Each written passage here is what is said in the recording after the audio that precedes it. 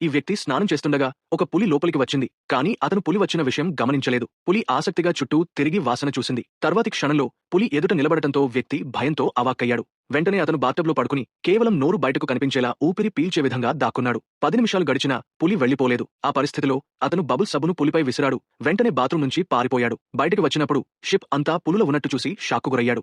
భయంతో టార్పాలిన్ కింద దాక్కున్నాడు. కానీ తక్కువ సమయంలోనే ఒక పులి అతన్ని కనిపెట్టింది. పులి అతని వైపు వస్తుండగా భయంతో అతను ఓ రంధ్రంలోకి దూకిపడ్డాడు. అక్కడ చూస్తే షిప్లోని అందరూ అక్కడ దాక్కుని ఉన్నారు. అతన్ని చూసిన వెంటనే అందరూ ఆనందించారు. ఎందుకంటే అతను ఒక అనిమల్ ట్రైనర్. అందరూ అతనిని పులులను తిరిగి బంధించేలా చెయ్యాలని కోరారు. అందుకోసం అతన్ని బయటకు తోసేశారు. చివరికి అతను తిరిగి పులి ఉన్న బోనులోకి దూరిపోయాడు. కానీ అక్కడ కూడా పులులు చుట్టుముట్టాయి. ఆ అనూహ్య సమయంలో ఆ పులి ఓ వాటర్ హోస్ తీసుకుని అతనిపై నీళ్లు చల్లింది. ఇంతలో అన్న అనే అమ్మాయి అక్కడికి వచ్చింది. పులిని చూసిన ఆమె భయంతో నేలపై కూర్చుంది. కానీ ఆశ్చర్యకరంగా పులి ఆమెను ఏమీ చేయలేదు. ఆమె ముందు అది పిల్ల పులిలా అమాయకంగా మారిపోయింది. కెప్టెన్ అప్పుడు అన్నాను పిలిచి పులిని తిరిగి బోనులో పెట్టమన్నాడు. కానీ ఆ సమయంలో అన్న ప్రమాదవశాత్తు సముద్రంలో పడిపోయింది. అప్పుడు పులి కూడా సముద్రంలోకి దూకి ఆమెను రక్షించింది. ఇదంతా చూస్తున్న తీరంపై ఉన్నవారు సముద్రంలో పులిని చూసి భయంతో పరుగులు తీశారు. అదృష్టవశాత్తు అన్న పులులను తిరిగి షిప్కి తీసుకువచ్చింది. తర్వాత ఆమె పులులను తిరిగి వారి బోనుల్లో పెట్టింది.